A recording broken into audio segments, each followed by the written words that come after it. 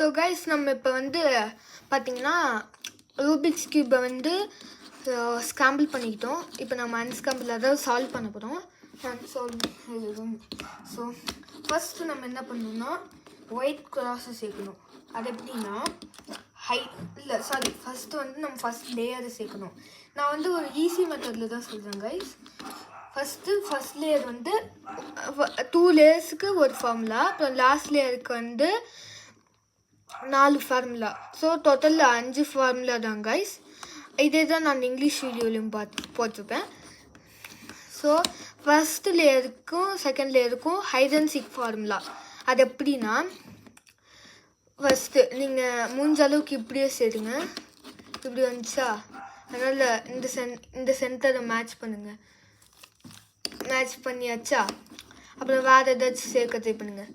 இப்போ நீங்கள் இதை சேர்க்க இங்கே இது வந்து ஆரஞ்சு, இது இங்கே வரணும். இங்கே பாருங்கள், ஆரஞ்சு சென்டர், ஒயிட்டு இங்கே தான் வரணும். இப்படி பண்ணிங்கன்னா இது கழிஞ்சிடும். ஸோ இதுக்கு தான் ஹைட் அண்ட் சீக் ஃபார்முலா.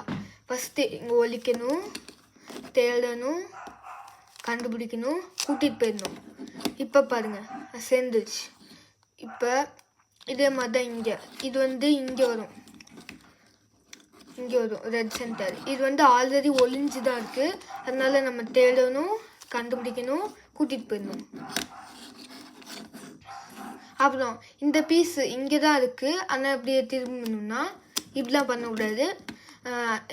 இந்த பீஸ் இங்கே கொண்டு போகணும். அதாவது ஆப்போசிட் டைரெக்ஷனில் ஒழிக்கணும், தேடணும், நம்ம ஒழிச்சு வச்சதை கண்டுபிடிக்கணும், கொண்டு போயிடணும். அப்புறம் மறுபடியும் அந்த பீஸ் இங்கே வந்துடணும். மறுபடியும் ஆப்போசிட் டைரெக்ஷனில் இது இங்கே போகணுன்னா ஆப்போசிட் டைரெக்ஷனில் ஒழிக்கணும், தேடணும், கண்டுபிடிக்கணும், எடுத்துகிட்டு போயிடணும். அவ்வளோதான், இது சேர்ந்துருச்சு. இப்போ இது வந்து மிஸ் மேட்ச்டாக இருக்குது. இது கரெக்டாக தான் இருக்குது. நான் தான் தப்பு பண்ணிட்டேன். இது வந்து இங்கே வரக்கூடாது, இங்கே வரணும். ஸோ அதை வந்து இங்கே இருக்குது பார்த்தீங்களா. இதையும் வெளில கொண்டு வரணுன்னா கோஇன்சிடென்ஸ் அப்படின்னு இருந்துச்சு. இப்படி பண்ணி இது வந்து இப்படி போகணுன்னா, இல்லைன்னா அந்த மெத்தட் பெரிய சொல்லி கொடுத்துருவேன். ஒழிக்கணும், தேடணும்.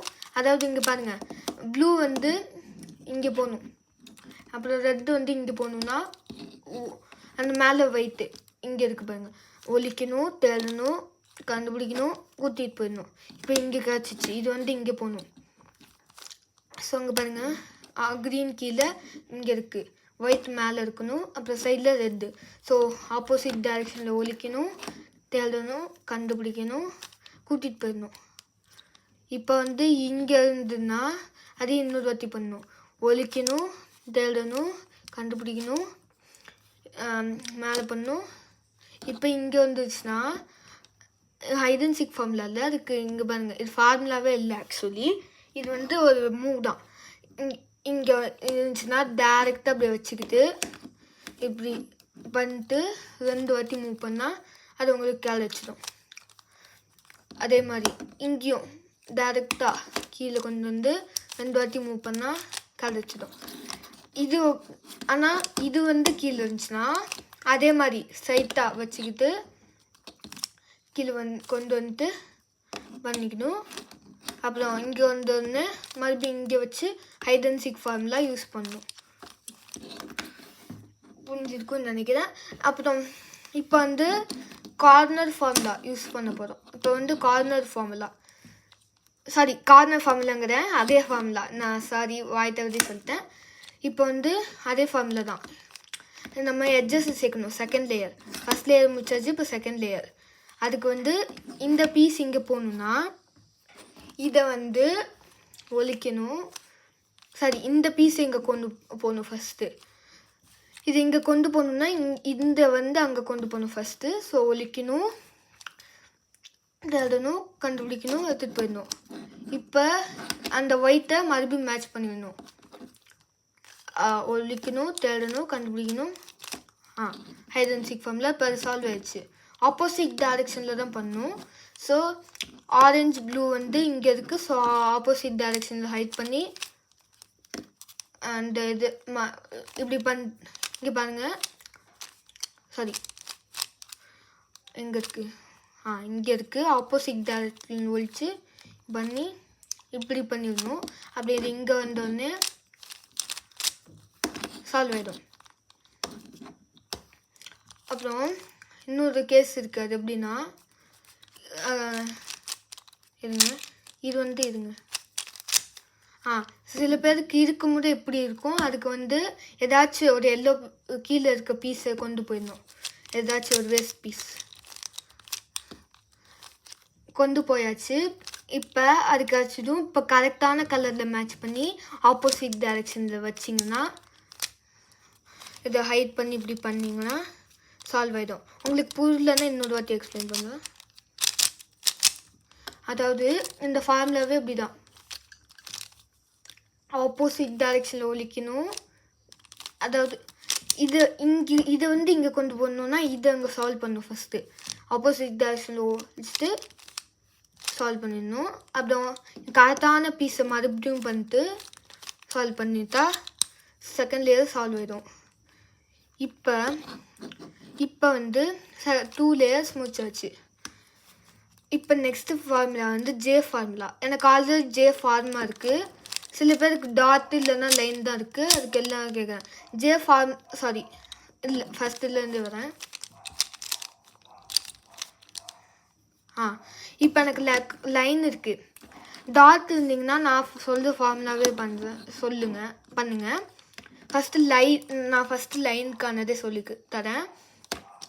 இந்த லைன் இருக்கா, இது இப்படியே இந்த சைடாக இப்படி ஸ்ட்ரைட் லைன்னா இப்படி பண்ணக்கூடாது, இப்படி ஃபேஸ் பண்ணுற மாதிரி இப்படி பண்ணணும், இப்படி வச்சுக்கணும். அப்புறம் ஜே ஃபார்முலா பண்ணணும். ஜே அப்படி போடுவோம், இப்படி ஒரு கோடு போட்டு இப்படி ஒரு கோடு போட்டு அதாவது இங்கே பாருங்கள் பின்னாடி பண்ணிக்கணும். அப்புறம் மறுபடியும் இந்த கோடை ரிட்டர்ன் பண்ணிடணும். அப்புறம் மறுபடியும் பின்னாடி இருக்கிறத ரிட்டர்ன் பண்ணிடணும். அப்படி இதையும் பண்ணிடணும்.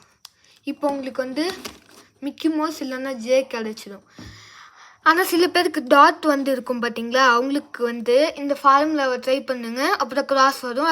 அதுக்கப்புறமா நான் சொன்னது பண்ணுங்கள். இப்போ மிக்கி மவுஸ் இல்லைன்னா ஜேன்னு சொல்கிறது வந்துருச்சு.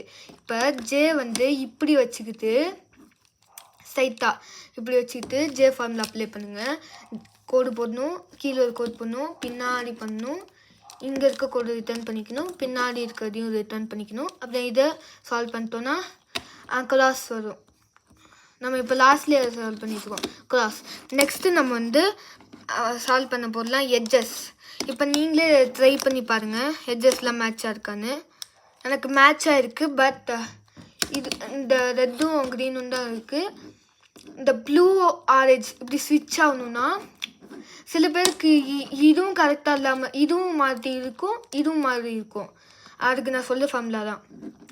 உங்களுக்கு பிடிச்ச சைடு வச்சுக்கலாம். ஒன்று நீங்கள் ரைட் சைட் பண்ணணுன்னா ரைட் சைடு இருக்க கலர் இப்படி வச்சுட்டு பண்ணணும்.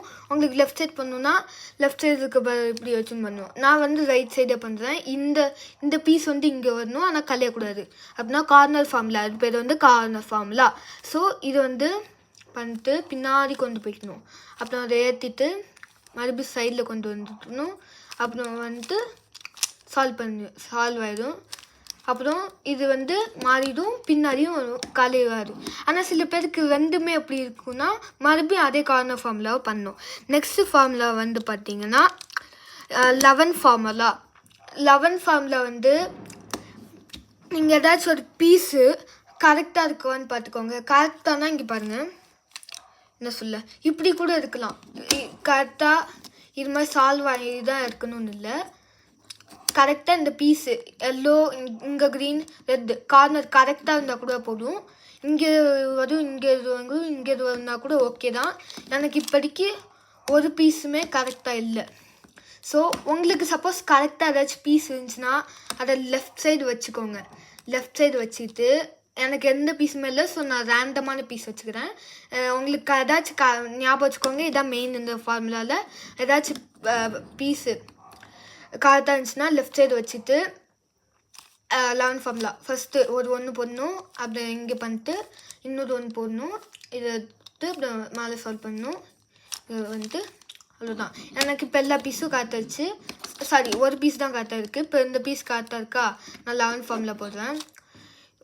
ஒன்று போடணும், இது இருக்கணும், இங்கே ஒன்று போடணும், இது மேலே கொண்டு போயிடணும், இதையும் மேலே கொண்டு போயிடணும். ஸோ அவ்வளோதான், எனக்கு எல்லா பீஸும் சால்வ் ஆயிடுச்சு. நான் சொன்ன மாதிரி இப்படி இருந்தால் கூட ஓகே தான், வேறு மாதிரி இருந்தால் கூட ட்விஸ்ட்டுன்னு நினைக்காதீங்க. இதுக்கு ஒரு ஃபார்முலா இருக்குது, அது பேர் தான் டபுள் கார்னர் ஃபார்முலா.